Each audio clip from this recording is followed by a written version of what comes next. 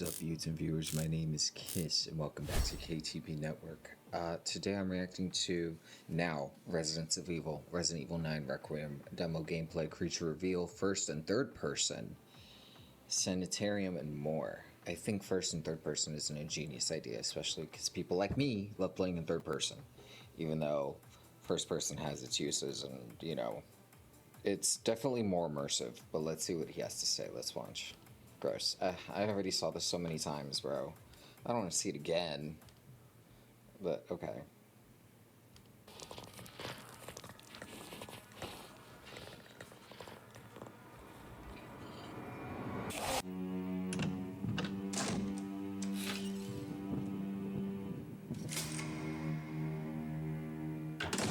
Hey guys, JJ here, and I recently got a look at brand new gameplay from the upcoming Resident Evil 9 Requiem, featuring the large pursuer monster, the sanitarium location, key items, the first and third person gameplay, and much more. So with that being said, let's get right into it.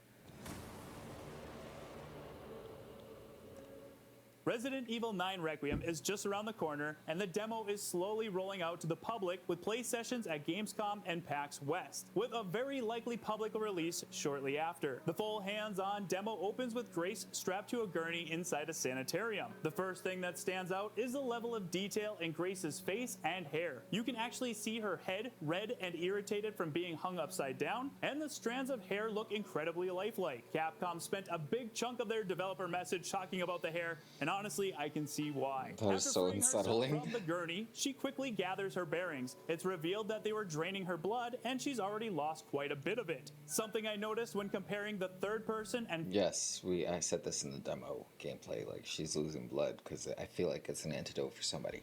First-person gameplay is that they actually feel a little different. In third person, Grace stumbles around as she's running from the monster. She'll even fall to the ground. I know I'm gonna be mad.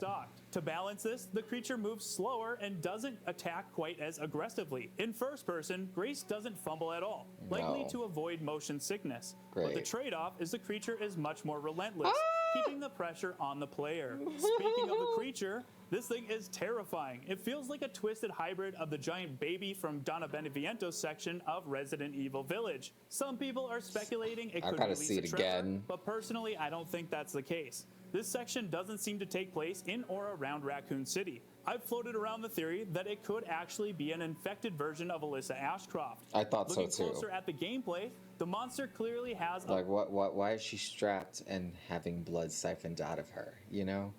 And then there's another like in the demo gameplay she mentioned something about Alyssa being about Grace being the one that can fix this or something like that, to that effect. Alyssa's light blonde hair. How dark would it be if Grace, believing her mother has been dead all these years, discovers she's actually been experimented on and turned into this creature and is now forced to kill her? The monster itself is massive. Although it would kind of be like that. I hope not. I hope not, because we saw that with Resident Evil 6 and Helena, her sister, being turned and having to kill her. So I hope not. Around 10 feet with that would be far too hair, predictable. Bulging blind eyes, likely relying on sound like the Lickers, and a long medical gown. Its legs are bent and goat-like in shape, but instead of hooves, it has large human feet, making its movements all the more unsettling. What makes this pursuer so effective is how unpredictably she stalks Grace. At times she's silent, and at other times she's violently aggressive. For example, when Grace enters the fuse room, the monster suddenly slides down from the ceiling through a hole, creating a very tense jump scare. She can smash through walls, similar to Mr. X or Jack Baker from Resident Evil 7. And when she attacks, she either bites into Grace's shoulder or hurdles her. She even smashes ceilings. Okay. Straight through a wall. The game also punishes predictable hiding. If you try to hide in the same spot too often, she'll eventually find you, as shown in one clip where she destroys the table Grace is hiding under. And there are even more subtle moments, like in this third-person footage where we can see her silently stalking just outside the room, keeping the player on edge at all times. The sanatorium location itself looks like an old building that is still eerily well-maintained. It's tough to place exactly where this section fits into the full game, but my guess is that it's early on, more of an opening set piece to establish the tone. This area is heavily focused on being pursued and not combat. similar to Outlast or Alien Isolation. From clips and other gameplay and concept art, we know Grace will eventually have a gun. So I'd guess this section is more of an opening designed to set the tone. The rest of the game will likely play closer to what we've seen in the other RE Engine titles. In particular, it feels very reminiscent of Resident Evil 7, which makes sense since Koshi Nakanishi, the director of Resident Evil 7, is also leading Requiem. Even without combat against the creature, the demo's gameplay loop feels very similar to longtime Resident Evil fans. Sorry to rewind. I need to rewind.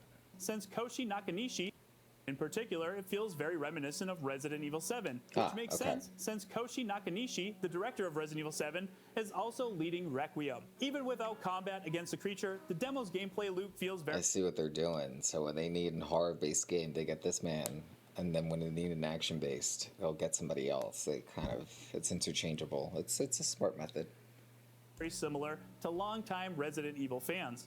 The main objective here is restoring the power to the sanitarium, but to do that you'll need to track down key items. You'll be searching for things like keys to unlock doors, a screwdriver to access the fuse, and of course healing items. Instead of traditional first aid spray cans, you'll find injectors, while herbs return, but now only to restore a small portion of health, just like they did in previous games. Glass bottles from Resident Evil 7 are also back, but this time they're empty and serve as a distraction tool to draw the creature's attention away while you sneak around. You can still throw them at her though.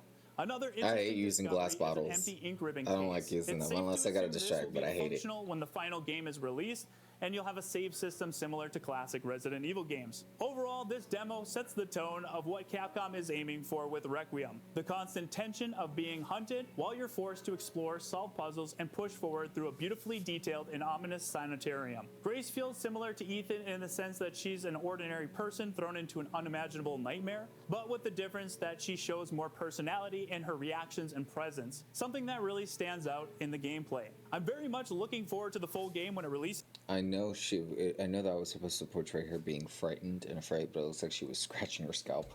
And I can't wait to go hands-on with the demo myself later this week. Me at too. Gamescom. I'll have another video coming soon. Wait. With my Is there like a demo release for everybody, or is this just full thoughts on the gameplay? So stay tuned for that. We will keep you updated.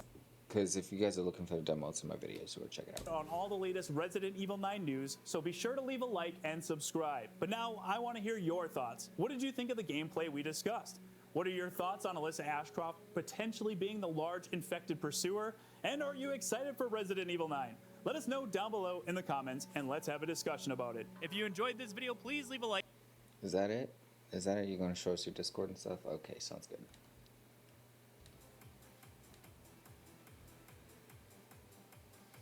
Alright, but that was it for Residents of Evil. Let me know what you think about this video down in the comments below. Let me know what other gaming videos or related media you'd like me to react to. Like and subscribe if you have a computer today, you know what I'm saying. And I will see you guys on the live streams eventually. I think coming soon, actually. Alright, take care of yourselves. Thanks for stopping by.